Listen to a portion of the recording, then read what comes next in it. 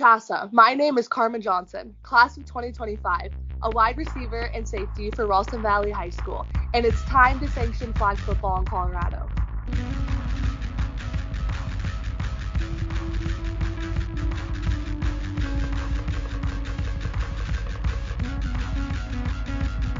Welcome back, everyone. I am your host for this episode, Cody Stoffer of the Playmakers Corner podcast, but I am not the only member of this episode, as we do have a very awesome and special guest today. If you'd like to introduce yourself, your name, where you're from, where you've played football, and the position or positions that you've played, please let them know. Hi, thank you so much for having me. My name is Carmen Johnson. I played wide receiver and safety for Ralston Valley flag football, and I am a junior, so I'll be a returning senior next year.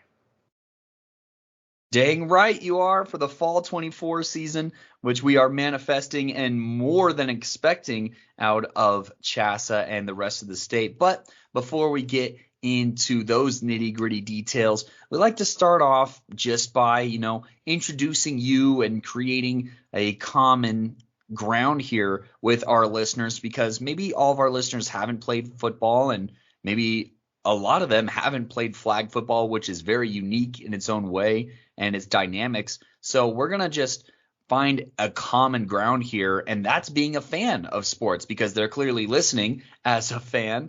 And we all have those experiences, whether it's a specific play, whether it's a specific game, or something along those lines as far as being a spectator. And this could be a live game that you went and saw in person. This could be a game that you saw on TV. My intern reminded me that games can also be listened to on the radio. So if that's your cup of tea, you can also go ahead and do that route. And it doesn't even have to be football, but just your favorite memory while being a fan of sports, athletics, or competition.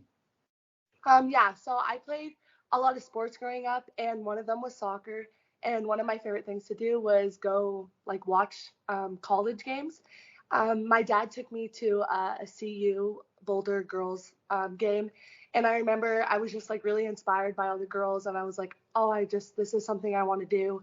And after the game, after they won, I remember I was like, I really want to go talk to them, but I was younger and really nervous, but I also didn't want my dad to go do it. And I remember talking to him, and one of the girls came up behind me, and she started talking to me, and it was just a really awesome experience. And her and all her teammates signed my jersey, and it was just really inspiring to see older girls succeeding in sports, and it was just an awesome experience. I was about to say, starting with one member of the team and then getting the whole team to sign the jersey, Yeah. That one's got to go in the shadow box up on the wall at some point for sure. Yeah. But that's an awesome experience. And, in the spirit of March Madness, I'll give a SCO Buffs as well.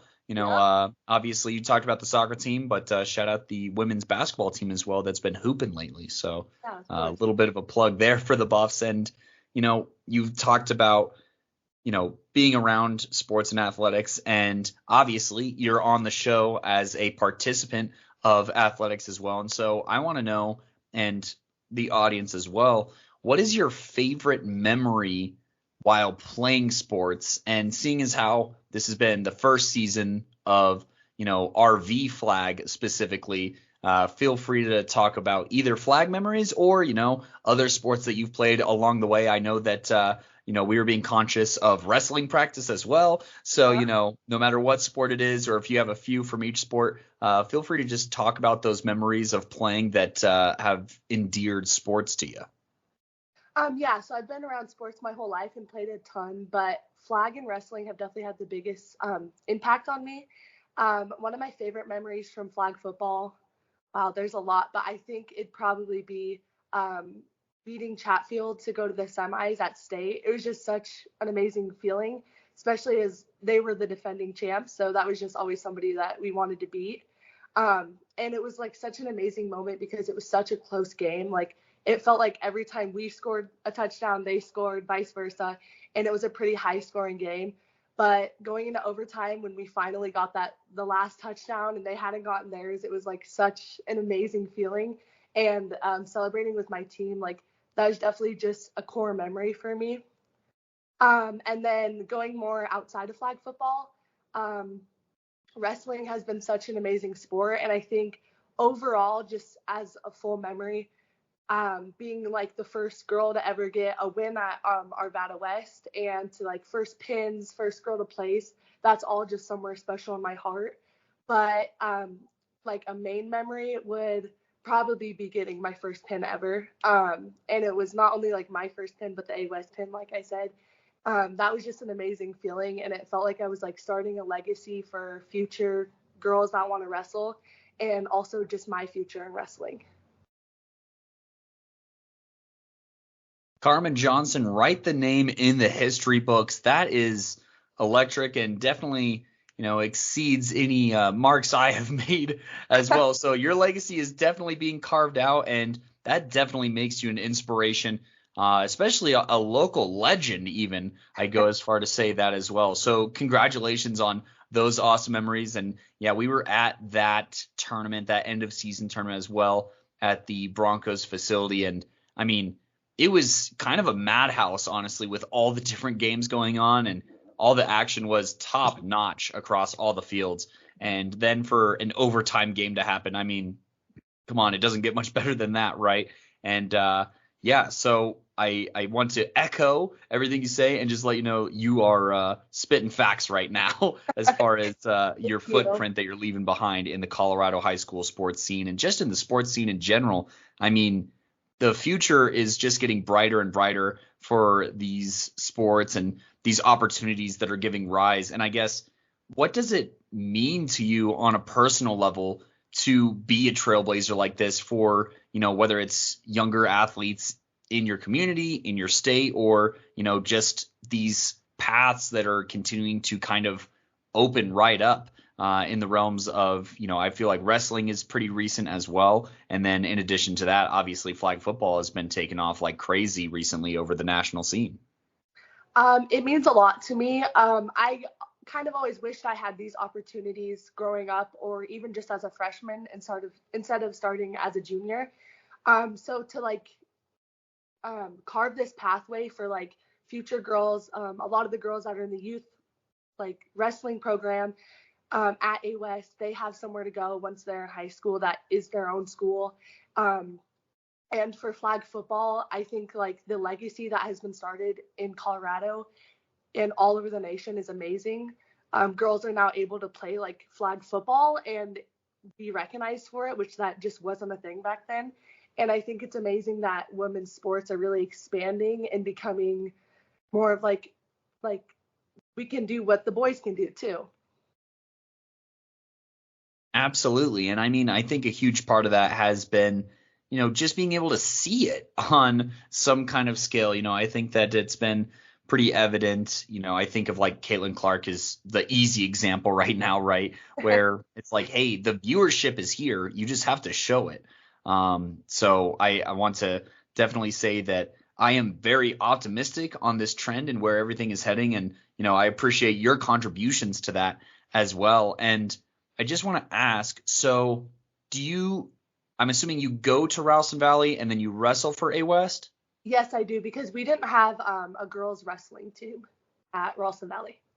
Hint, hint, Mustangs. But next year. to be fair, they also came the next year with the flag football team, so better late than never sometimes. Right. But definitely hoping to see that program develop, and glad to hear that there's youth programs as well. And we know that there's been a rise as well for middle school flag and stuff like that. And, getting this group of athletes a chance to shine. And, you talked about the growth that it's had on the national level. And I kind of want to just pick your brain a little bit, just staying on the topic, on your thoughts of flag football as an Olympic sport. I think it's amazing, and I think it's definitely a sport that deserves to be in the Olympics. It gives women like an opportunity just outside of playing on a college level to play on a professional level, and I think that's really important on like spreading women's sports.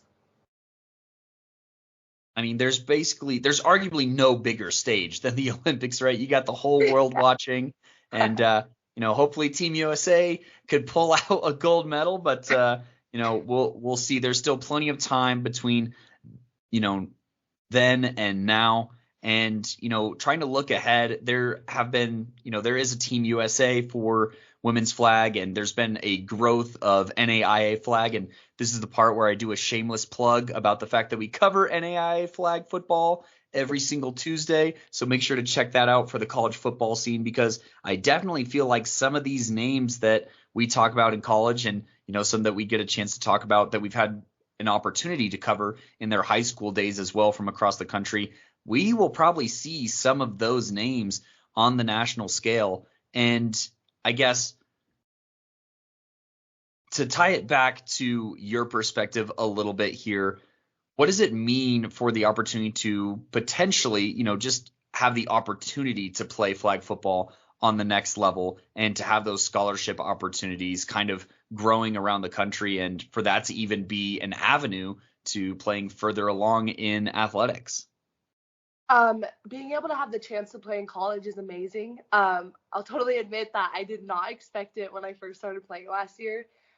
We didn't think it would get to this level, and it's amazing that it has. And I think that the opportunity to be able to play in college would be awesome. And it's a whole nother level. Like, playing in high school is awesome, and you could be really good in high school, and but sometimes getting the challenge of being able to play higher levels, it makes an athlete better. And I think that it really, shout out Addison Caldwell, her playing in college. I think she's going to improve way more when she's in college, being able to play against bigger challenges. Yeah, shout out Addie as well, representing for Colorado for one, because we are a little bit behind the 8 ball, just a little bit here. And I mean, once you get to the college level, you have players who really have been playing their whole lives. And, kind of what you talked about as far as that youth wrestling girls movement that you see kind of blossoming in that A-West community. They've had that for girls and women's flag football in Florida since the 90s. Right. So, first off, obviously Cadwell balling out enough to get eyes and looks even outside of the states that are kind of the powerhouses and the pipelines. So way to put on there. And, if given the opportunity, would you be interested in potentially playing college football? Absolutely. I think that that'd be an amazing opportunity to keep my career of flag football going. With that opportunity, becoming an option to kind of repeat myself and be a little redundant here, and Colorado only being in the second season of flag, what do you think the pressure is on CHSAA to sanction flag football, and how important do you think it is not only to athletes such as yourself who are entering their senior year, they want to go out with a bang, but also, like you said, to potentially incoming freshmen to have this opportunity? And I mean, if it's on the high school level, you'd have to think that a youth movement would even skyrocket as well, right? Yes. I think that CHSAA has a lot of pressure on them, and I think for a good reason, because like you said, my senior year, I'd love for it to be CHSAA and for it to be fully recognized. I know we were recognized, but once it gets CHSAA, it's definitely on a whole nother level. And I think making it CHSAA sanctioned gives so much more opportunity, and there's just so much more to it that gives flag football way bigger expansion on everything. And I think that once it gets sanctioned, more girls will join too, and it'll become more of just a lot of girls won't join because they do other sports that are CHSAA sanctioned, so they're not as important as flag football. But once that's sanctioned, I think people will take it even more seriously, and it gives girls more opportunities. And I don't think flag football is going away anywhere else across the country, so you might as well be with it rather than behind it, honestly. Exactly. So I think that you bring up some awesome points, and you guys were in a unique position this past season here, with it being your first year. I mean, do you think that there is probably some pressure from the community or from students, having seen Chatfield have I want to say 100 girls come out for their tryouts the year before, and watch Arvada West and Chatfield square off in the championship the year before? Do you think that that kind of puts some pressure on Ralston Valley to get the wheels turning? And kind of what did that development look like within the halls and within the fields of that community? Yeah, there's definitely a lot of pressure on Ralston Valley, especially because, like you said, it's our first year. And I think we felt it even more throughout the season once we were playing against second-year teams. We're like, oh, they have this whole season of experience that we don't have, and oh, this is how they figured that out. But throughout like school, once we got a few girls on board, um, Zoe Zoll, she was a very big person in that. She went to administration and begged and said like, hey, we need to, other schools have this, like we need to get a go on this. And once we finally got the confirmation, and multiple girls like me getting on it, we went around the halls and we were like, hey, like flag, this is what's going on, come join it, come do this. And once we got more and more girls, more pressure started to create on the school where they're like, oh, okay, like girls are really going to do this, other schools are doing this, like let's try it out. And I appreciate you sharing that. Shout out Zoe as well, who we also have an interview with. So another shameless plug to go back and listen to that. But, I think that's awesome to share because to any athletes that want to play flag football at your school, if it's not there, get on them. If you build a team, they can't say no. They have to figure it out. I mean, the interest is there, and I mean, the want to compete. How could you deny anybody of that? I mean, there's nothing better than that, and getting a chance to compete. And so I'm glad that y'all kind of had that self-motivated movement and got the wheels turning on it. And you kind of already spoke a little bit with you've hinted at some memories, I should say, and talking about some of the challenges that came as far as facing second year programs. But what was the season kind of like? If you want to just kind of talk us through the phases of the season, kind of some of the feelings and thoughts and challenges of the beginning phase of the season, and then how you kind of addressed them as the season went on, and some notable moments from the season as well, if you got them. Yeah, so the season, it started with just some like summer workouts where a lot of girls hadn't even picked up a football, and I didn't even know how to throw one. So we were kind of just getting through with like the basics. And then once actual season started, it got really serious, and we started picking it up and realizing like, oh, we might not be too bad at this. But there was definitely like a lot of nerves going into our first jamboree because we knew we were going against second year teams that have had a whole season before them, including going to state. So we were honestly really nervous, and we had the everything we needed to be good. So we were confident in that. It was just like how we were going to apply it.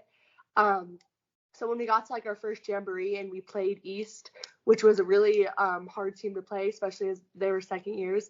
And at the end of that game, after winning, we were like, okay, like maybe we were better than we thought.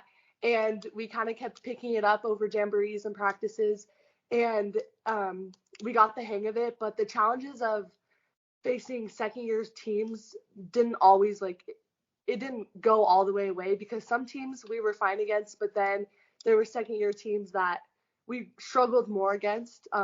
Definitely like Pomona. They're an amazing team with amazing players, and that was a team. The first team we faced, we were like, okay, maybe they have more experience and stuff that we don't have. But that's exactly like why we got to start on it last year. And now this year, we've learned from all those things, and I think that those challenges will go away. Yeah, you can't really replace experience with anything, honestly. It's a very unique situation to be a part of. And yeah, that Pomona program is pretty dang good over there as well. And I guess something that I haven't done with the past interviews that I kind of wanted to allude to is I've been using this word jamboree, and we've been using this word jamboree in all of these episodes here, but some of these listeners might not know what the average day of a jamboree kind of looks like, because it's not similar to tackle where you play one game a week and then suit up for the next one after that. And so I just kind of want to get your perspective as an athlete of kind of game day and what a jamboree day kind of looks like for you. Yeah, so the basics you need to know about it is it's 3 games, and we play like right after another. It's quick. They're not very long days, which is nice. But for like a game day for Ralston Valley, what it looked like is, we just wake up, get ready. We all show up together. We normally like do some hair together, some eye black together. We do our long warm up, and it's always like as cliche as it sounds, our team is a family. So we had just like a lot of fun together warming up. We don't put like too much pressure on it. And yeah, we go do our jamboree and it's always so much fun. And we really figured out a way to make it like we win, but also we're having fun, we're laughing, we're doing like all the stuff that we need to still have connections with each other on and off the field. And I appreciate you sharing that because, few games in a day, like you said, at least they're kind of scheduling them close together. So you're not just standing around all day. But I mean, you got to play that. You got to play those games back to back to back and you got to be ready. And I feel like you kind of have to have like a short memory too and not let, whether you blow a team out or whether a team pushes you, you got to be dialed in for the next one and just be ready to go to the next a lot sooner than most sports that just play like that one game a day kind of deal. Right. So shout out to that warm up, and y'all season went pretty dang well, especially being a first year program. Y'all made it pretty far in that end of season tournament. I don't recall exactly how many losses y'all even had on the season, but it was not that many. It like you could count them all in one hand if I'm misremembering. Please correct me. But, what were some things that you think made Ralston Valley specifically so successful this first year? And what were some of the highs that you could remember on top of that Chatfield game? Whether it was the first time that y'all scored multiple touchdowns in a game, the first turnover you forced, or anything like that. That could be for the team as well as yourself. So our team did do very well. And I think that we obviously couldn't have done it without the players and the coaches. We had amazing girls that were super athletic and were not afraid to just jump in and try something, along with our amazing coaches who literally took if we wanted, like, every practice that we had, they put their whole all into. And I feel like having good coaches and connections with coaches is really important, and that builds a team. And obviously using their knowledge on football, because a lot of us girls didn't have that. But with that amazing team, some of my like favorite memories were honestly just getting like anybody on the team getting a touchdown and like our celebrations, because like the feeling that it gives you it's like unexplainable. It's just amazing to like have a winning team where everybody is being successful. And honestly, most games we won is a big highlight for me, but also games we lost were a good highlight because it just showed how strong our team was. After like a tough loss, we weren't just like, we were like, all right, next one, it's okay. Like, let's learn from this. What did we do in this game that was wrong that we can fix in the next game? And that just showed us how strong our team was. And then an individual highlight, I think, would definitely be against Pomona. We were down by a touchdown. It was 7-0. And I was playing safety, and I got a pick that tied the game. And that was one of like my first highlights that like really made me have the love for the sport that I do. Well, not only did it come in a critical moment, but I feel like that self-assurance, like, oh yeah, that's me making that play. I'm a playmaker here. That's that's electric. And so I love to hear about all those highs and all those lows. And we've kind of already mentioned a little bit just the athletic engagement that you have with various sports. And I kind of want to know, what are some things that kind of helped you with flag football from some of the other sports that you played growing up, and some skills that transferred over that kind of gave you a competitive edge maybe? Well, yeah, so I played a lot of sports growing up, but I think one of the sports that like really helped me was soccer, just because it's like the same body movement and running, trying not to get your flags pulled, all that. I think soccer like really helped me, but just all the sports, giving me like endurance and making me strong and athletic is super, super helpful, because in flag football, you really use skills from every sport you've played to be good at flag football. And it's something like, it's really a sport I haven't done anything like. So just having an athletic background, I think really, really put me ahead of other girls. yeah, the agility of flag football is pretty nuts. So, Yeah, that footwork, being able to tie that in, and this, it doesn't hurt to be fast either. So I'm assuming you right. got to have some speed from soccer as well. Yeah, for sure. And we've already name dropped a little bit here, but I want to give you a chance to just kind of talk about some teammates, or maybe, and this could be teammates from the flag team, or it could be from other sports that have kind of pushed you and made an impact on your game, and what that impact looked like, whether it was training on reading offenses with another safety, or whether it was coaches that helped you in the offseason that kind of prepared. And feel free to start talking about, if there are any, class of 24 players first. Give them their roses, and then we could talk about some of the players that are coming back as well. Okay. Yeah. My biggest connection I had with a teammate was for sure Gianna Tate. We both played safety together, and we were both starting safety. And the connection that we had on and off the field was one of the best relationships I've had with a friend. So I think that having that relationship off the field really like gave us an advantage on the field, being able to work together. We had the trust. Um, and then outside of her, I could, all the seniors on my team, Kate Secker, Reese Perkinson, Addie Caldwell, all of them, they all really like inspire me and pushed me, um, and really welcomed me into their group, which is a very special feeling. Um, and then other than seniors, my coaches for sure. And I don't know if this was ever mentioned, but my dad is the defensive coordinator. So having that relationship, again, on and off the field was amazing. It really connected us. And I felt like I had, flag football really was my life. Even when coming home from practices or game, that was the topic at the dinner table. And our relationship is awesome. And being able to like talk about defense all the time and offense and all of our games, that really pushed me to be the best player I could.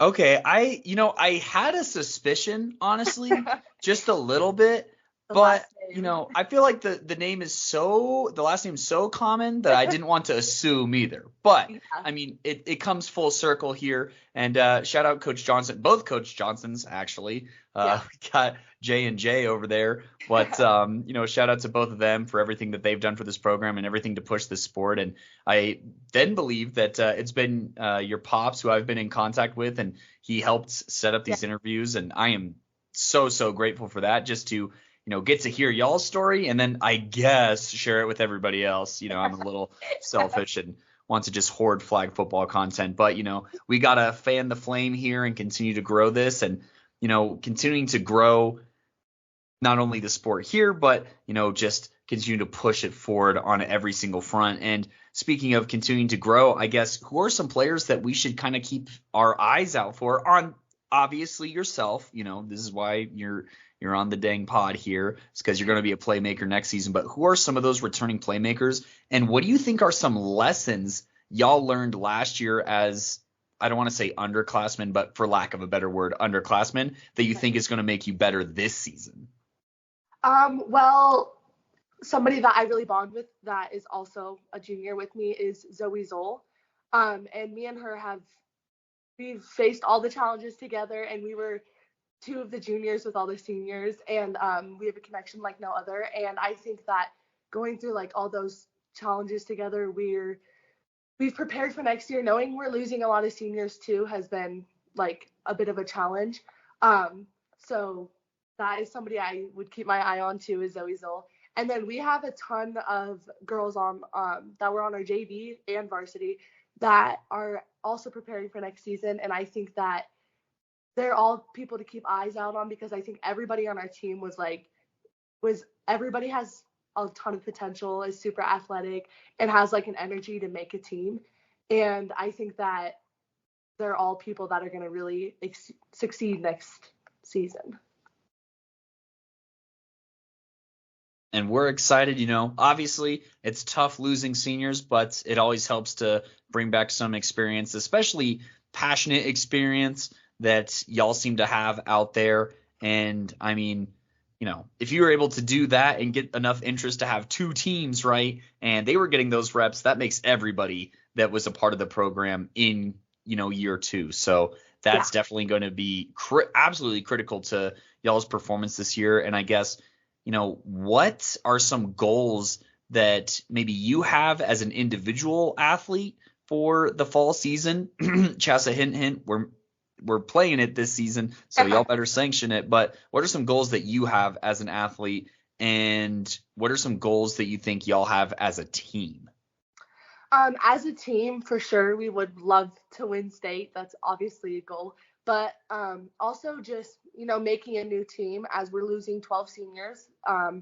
We have to fill those spots, which are very hard spots to fill.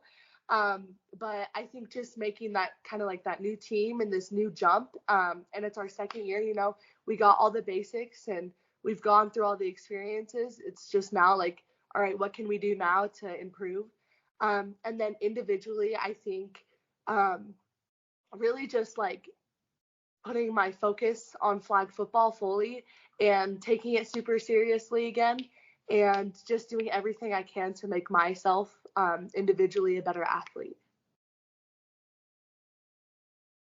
And all of those goals should add up. If every individual has similar goals as far as just making those improvements and strides in their individual games and at their positions, that's a great way to head towards state, I'd say. So, I'm interested to see where the venue is for sure, just because that was probably one of my favorite days of the last season. We did like our top 3 or top 5 moments. It was an episode released close to the end of the year about the 23 season, and I would love for Flag State to be back on that list for the 24 season as well. And, you kind of alluded to what the motivation was, and speaking to administration, what Zoe did to make sure that this thing got started. And once it did get started, what did the support look like from the school, from fellow students, and from the community, outside of the school as well? What was kind of the reaction, and what was the support like from all of those different areas? Once we got the word out, I think the support was amazing. It was really hard at our school, honestly, to get like a place to practice that was super good just because of how many sports we have. But once we got to that point, that was really our only challenge. And our school is very supportive along with the community. Our school, like students from our school came to watch us, just like all the support from parents and family, and honestly just other teams was amazing. And it really like helped. I think also it gives more pressure on Chassa when everybody is super supportive of it, because it pushes not only the players but the community and everybody around. I'm glad that A, y'all got the word out, and B, they started showing out in the stands as well. So, I'm glad that's, that support became very evident and that it spread like a wildfire. And, I'm hoping that we continue to get a chance to grow that community at y'all's school as well as other schools across the state. I mean, there was some representation from the South in Colorado Springs, the Vanguard School, a school that doesn't have a ton of sports, but, they came all the way up here for a few jamborees, and that's exciting from, a school as far south as there, and then going all the way up to Northfield, up by the airport. It's very exciting to see, how many programs do get to participate, because, I mean, you just need 7, right? Ideally, you'll have like 10 to 12, just so maybe you don't have to play the entire game. Right. But, that you do have that benefit of this, and the equipment is pretty low barrier entry as far as what you need to succeed. And I think that everything is going to be, awesome to talk about. And, I just want to kind of dissect this a little bit. Are y'all still talking about the next season at the dinner table now and getting excited for the next season, or are you just trying to focus on the one at hand? It's always a conversation. Me and my dad are always really excited about it and talking about what we can do. My dad also has he works at a middle school, and they have a flag football team there. And one of the things that Ralston Valley is doing is we're going and helping those kids and also scrimmaging them. And so it's always kind of a talk, and we're always trying to figure out like how we can get the word out even more than it already is. We got the feeder program in the works. You've heard it here first. And so now there definitely has to be a landing spot for those middle schoolers whenever they get up and done. And, it sounds like you're already helping out But, do you have potentially way, way down the road after playing career and, however far that takes you or whatever, do you think that you have a career or interest in coaching flag football and helping continue to grow the sport, maybe even after your own playing days? Yeah, that'd be amazing. I haven't thought into it too much, but it is definitely something I would do. I love helping kids out, and I'm very excited to just do it with the middle schoolers. And I think that it's really important to have a good coach. So being able to do that would be awesome because I know that when I have a good coach and when I have support, and even if it's just from older kids that are playing the sport, it's really helpful and super inspiring.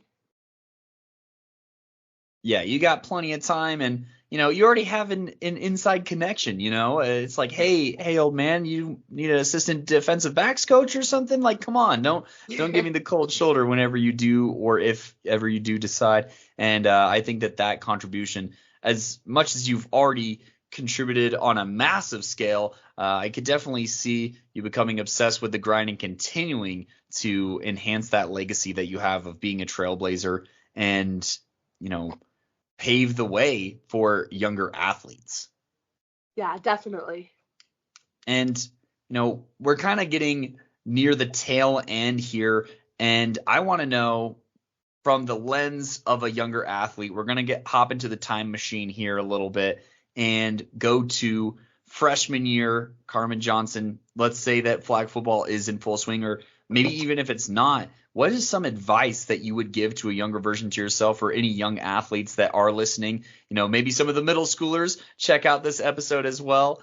But what's some advice that you would give them about heading into high school, whether that's about academics, athletics, relationships, teachers, or just high school in general, and what you need to do to succeed in all those areas? Because I mean, the best people are the well-rounded ones, the ones who are playing sports and taking care of their business wherever they need to. And I guess, how would you advise young athletes or just younger, people heading into this situation how to do that?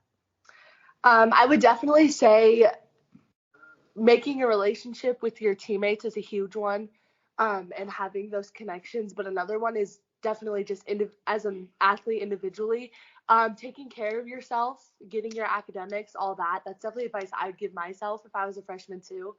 And if we're talking specifically flag football, if it wasn't in full swing, I would say just I fully dive into it because I think that one of the things I did was I didn't fully dive into it, and I didn't really know like flag football. I didn't really know what was going on, and I kind of wish that earlier on I would have given my all. I think that's great advice. And, you could catch NAIA streams and watch college flag as well. That season's in full swing for your own little version of March Madness.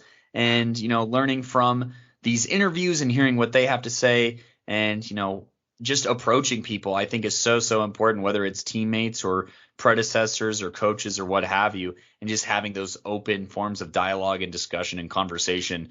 Those are invaluable. And that's what you really keep with you forever and ever, is those relationships and everything that you gain from that. And with that note, we believe that just like winning a football game, it takes a team, it takes a village, however you want to use the saying, to produce on the field and also to produce awesome individuals such as yourself. And we want to make sure that we give you the opportunity to get some shout outs going, whether that's friends, family, teachers, coaches, fellow players, or just anybody who's been important to your academic or athletic career, and give you a chance to just say thank you on the show.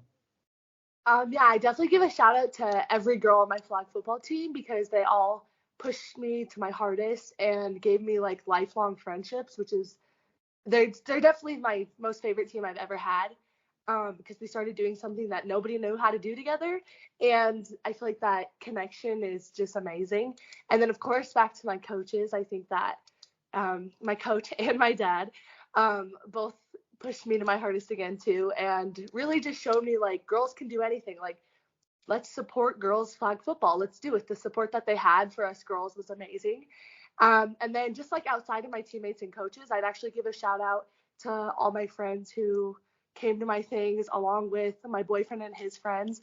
I wrestle with most of those, my boyfriend and his friends, and they've always pushed me to be really good athletes. My boyfriend got me into wrestling, and it's probably one of the hardest sports I've done. So after doing that sport, it gave me so much that I can use in flag football. So I just thank everybody, my family and everybody that supported me. I was about to say, you definitely have to be mentally locked in when wrestling there. And so now any mental lock-ins for flag football should be a cakewalk, right? Exactly. And I guess what the last question I'm going to ask you, unless you want to add anything on here, is I just want to know, what do you think makes flag football such a unique, beautiful, and special sport to yourself? You know, sometimes I could get teary-eyed talking about the way that I love football and just what separates it and why I have a passion for it. But, you know, this isn't the Cody Stauffer interview. This is the Carmen Johnson story here. And so we just want to know how it has that special place and, you know, why it continues to push you and drive you, and why you will continue to give it your all as long as you're allowed to this fall. Yeah, flag football definitely has a special place in my heart, and it always will. I think the community of flag football is unlike any other sport. Like, even after you beat a team or you lose to a team, you still go talk to the other team, and they're just so, like, girls are so supportive of each other in flag football, and I think that that's something very, very special about that sport. And it's also just a sport, like, you know, like I said earlier, me and my teammates started it together without having any experience. So being able to start it together is amazing. It's not like I'm coming into a sport that everybody has done growing up and I'm just kind of lost. And really just, again, the community is amazing. And the way that people are so interested in it, like you guys interviewing us, and like, I just think that it's gone above and beyond, and it's something that I love so much. And we appreciate everything that you've given to the sport and will continue to give to the sport given the opportunity. And now we want to give you an opportunity to do a little self-plug here at the interview. Where can the people find you and, you know, keep track of your story here? I'll go ahead and let you do the self-plug here, but also going to shame us a little bit here that we didn't give you the follow back till now, but we got you now. Thank you. I'm Carmen Johnson on Instagram, and I don't know where else to put it. Yeah, no worries. It's all right, because you got to get those NIL deals kind of rolling, maybe, you know, build that influence. And, you know, we're excited to be a part of this story. And really, we are honored and appreciate you coming onto the show today. Yeah, thank you so much. Of course. And so after you go and follow Carmen on the gram, make sure that you find us as well at Playmakers Corner. You know, we're on Instagram, TikTok, Facebook, all of those. And then on Twitter/X, we're at Playmaker Corner. We are posting highlights. We are reposting athletes. We are posting power rankings. We are covering NAIA flag football in the spring. We're doing previews in the summer for Colorado tackle. And then come fall time, Chassa, I'm telling you, we're going to be covering flag football here in Colorado, as well as tackle high school football on those levels. So make sure to follow us on all of there, as well as YouTube, which we are on that channel as Playmakers Corner, to listen to all of our episodes, or, you know, follow us anywhere that you listen to podcasts, Spotify, Apple Podcasts, Google Podcasts, etc. And make sure that you turn on notifications in your settings or in the app so you get notified of all of our latest episodes. I have been your host for this episode, Cody Stauffer. Thank y'all so much for swinging by.